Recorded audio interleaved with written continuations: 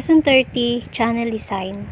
Learning objective: to know the steps in channel design segmentation, positioning, targeting, to understand implementation of channel.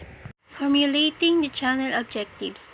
Formulation of channel objective is the first step in designing channel system. The objective clarify what is to be achieved by having the channels.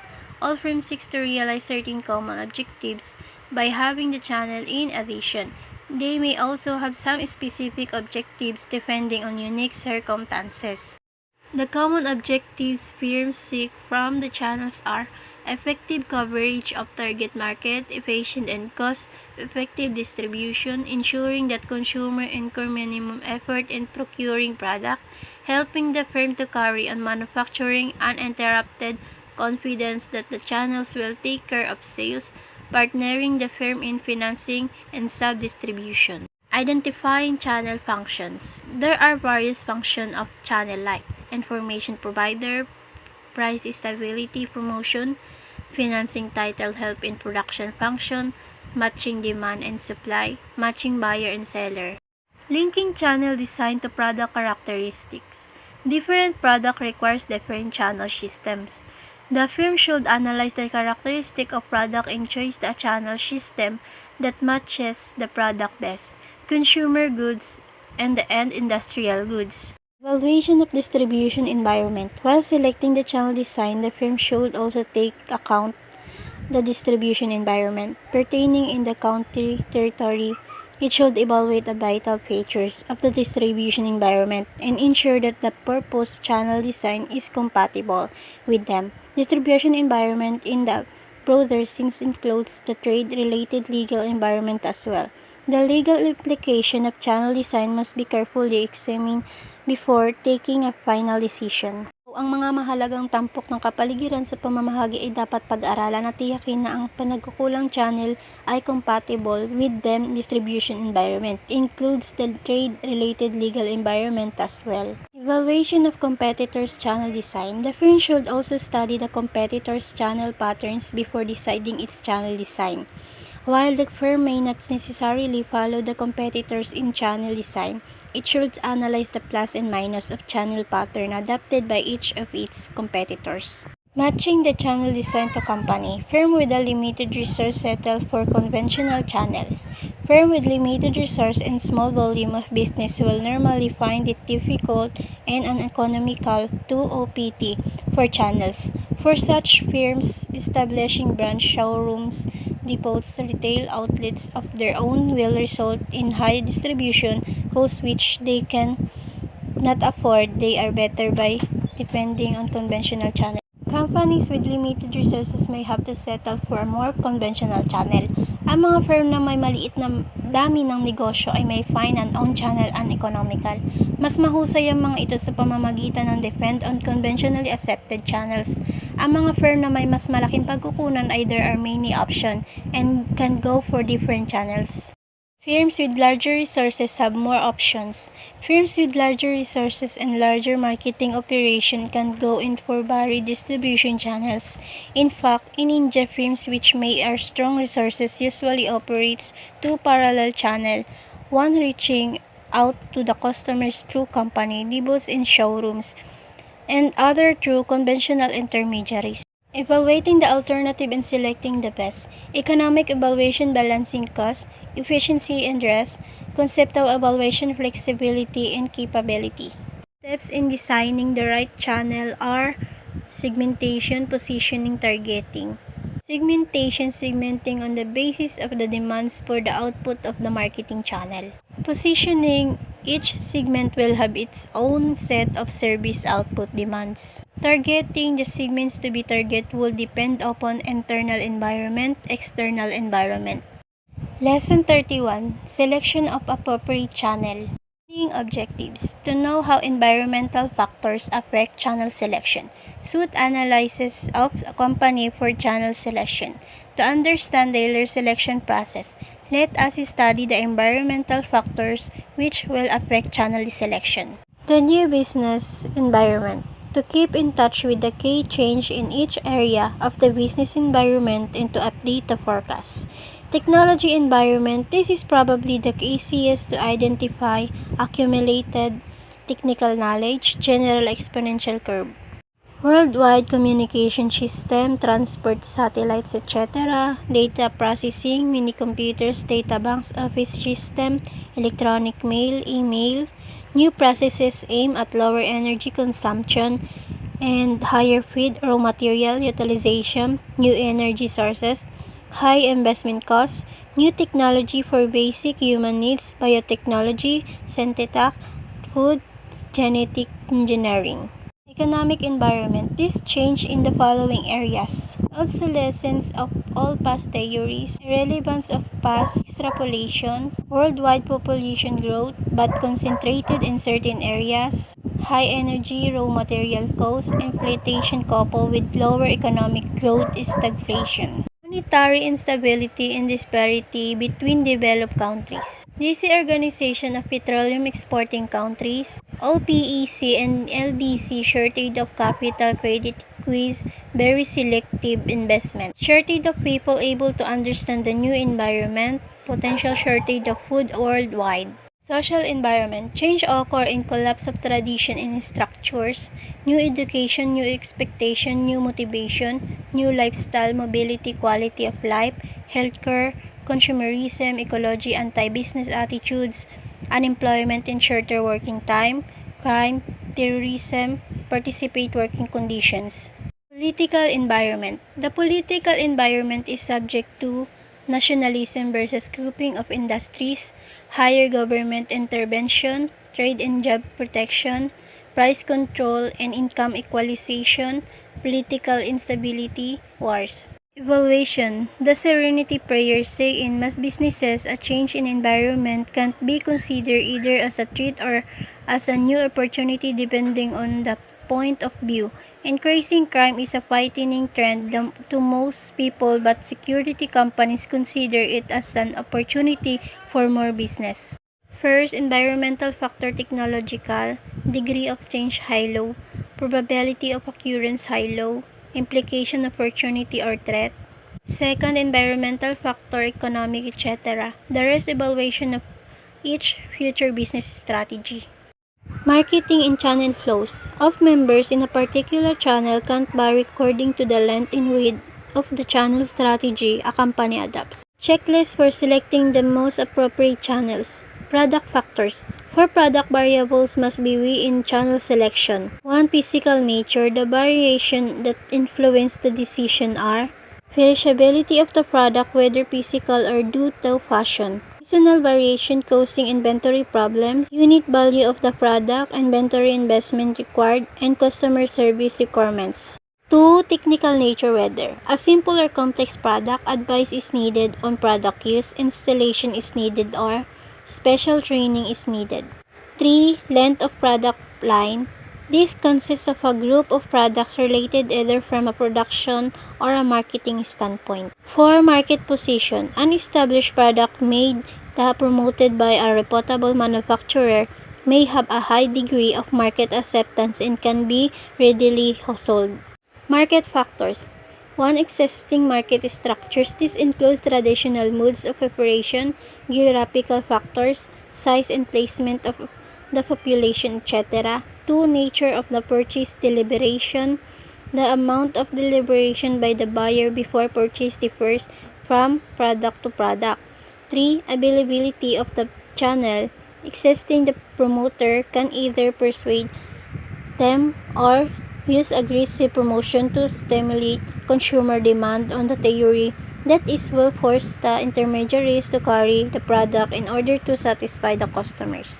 Institutional factors. 1. Financial ability of channel members. Manufacturers may find it necessary to aid their retailers through direct financing. Willingness to extend credit can influence channel acceptance. 2. Promotional ability of channel members.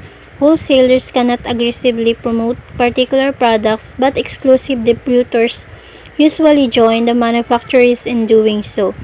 3. Post-sale service ability.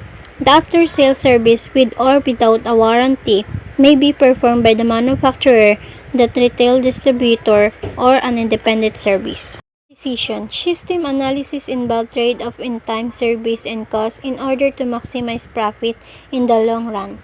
Quantitative comparisons are made between alternative production runs, inventory holding levels, transport modes, customer service standards, order transmission, processing system, etc. 1. Trend toward a short order economy. 2. Rapid expansion of product lines. 3. Price differential and discount. 4. Competitive strategy. Evaluating the alternatives and selecting the best. With completion of the foregoing steps, the number of alternatives would have narrowed down considerably.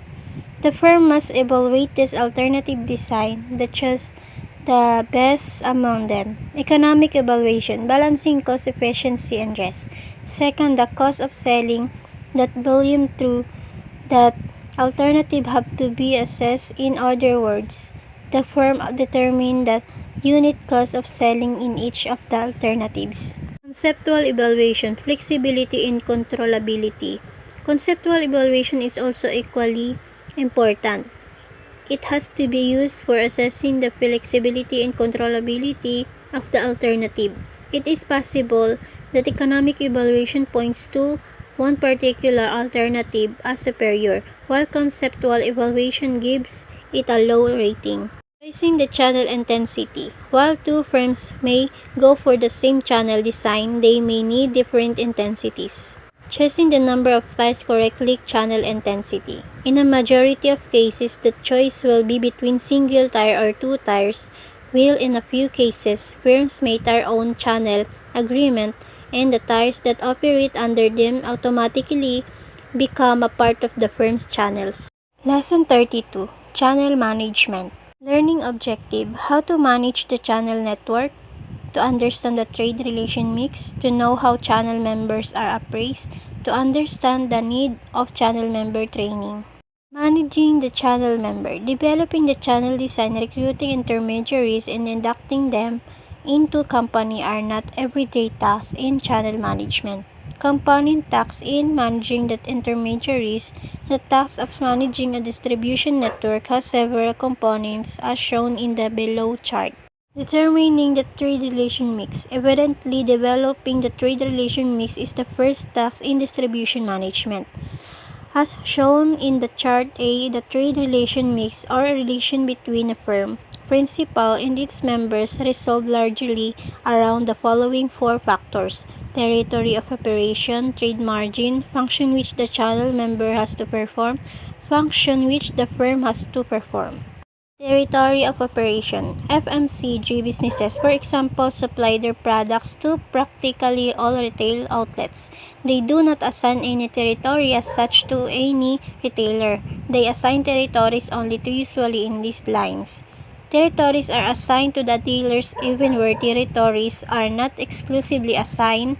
An understanding is often worked out. Trade margin. Trade margin is the number one element in trade relation mix exclusively. Functions which channel has to perform. They have to perform the following essential functions normally expected by their principals.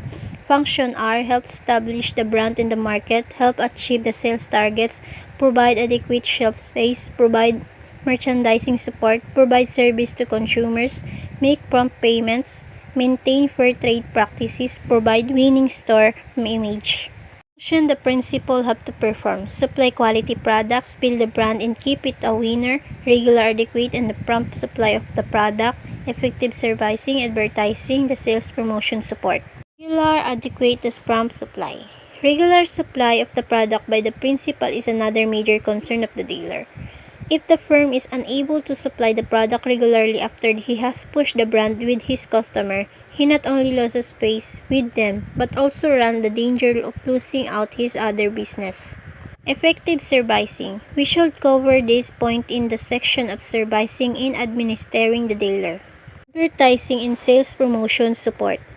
Dealers also expect adequate advertising and sales promotion support from the principal. In particular, they expect good point of purchase promotion support. Such support, beside helping them to achieve higher sales, also serve as a good motivation. Servicing and administering the dealers. Dealers expect effective servicing from the firm, prompt supply of the product, is one part of effective servicing. Effective servicing. For example, Electrolux has actually reached a point where its dealers need not carry any inventory at all. The company delivers the product directly to the customer once the dealer enters the order on his computer, which is connected to company stock points. Lesson 33: Channel Motivation.